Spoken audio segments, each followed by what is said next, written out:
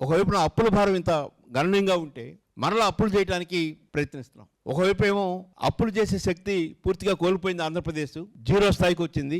ఇంకా అప్పులు తీసుకునే శక్తిలో ఆంధ్రప్రదేశ్ లేదు, ఇచ్చే పరిస్థితి ఆ సంస్థలకు లేదనే అభిప్రాయం వ్యక్తం అవుతున్న సమయంలో ఏదో రూపంలో మరొక 1,00,000 కోట్లకు పైగా అప్పు చేయడానికి ప్రయత్నిస్తాం. ఈరోజు అమరావతి రాజధాని పూర్తిగా కేంద్ర ప్రభుత్వం విభజన చట్టంలో భాగంగా రాజధాని ఏర్పాటుకి, రాజధాని అభివృద్ధికి కావాల్సిన నిధులు ఇవ్వాలి. కానీ కేంద్ర ప్రభుత్వం ఆ రకమైన నిధులు ఇవ్వటం లేదు, గ్రాంట్ రూపంలో ఇవ్వటం లేదు. అప్పులు చూపిస్తుంది. మీకు IMF నుంచి అప్పు ఇప్పిస్తాం, వరల్డ్ బ్యాంక్ నుంచి అప్పు ఇప్పిస్తాం, లేక రకరకాల సంస్థల నుంచి అప్పు ఇప్పిస్తాం అంటున్నారు. ఇప్పుడు ఇచ్చారు కూడా చాలా వరకు అప్పు. మళ్ళీ అప్పు తీర్చాల్సిన బాధ్యత ఈ రాష్ట్ర ప్రభుత్వం మీదనే ఉంటుంది. అదేవిధంగా పోలవరం కూడా ఒక జాతీయ ప్రాజెక్టుగా ప్రకటించిన తర్వాత పోలవరంలో పెట్టే ప్రతి పైసా బడ్జెట్లో చూపించాల్సిన అవసరం లేదు. కానీ ఈరోజు బడ్జెట్లో సుమారు 6,000 కోట్ల రూపాయలు బడ్జెట్లో కేటాయించారు. ఒక పక్కన జాతీయ ప్రాజెక్ట్ అని చెప్తున్నాం, పూర్తిగా కేంద్ర ప్రభుత్వమే నిధులు సమకూర్చాలని చెప్పుకుంటున్నాం. మరొక వైపున 6,000 కోట్లు కేటాయించారు.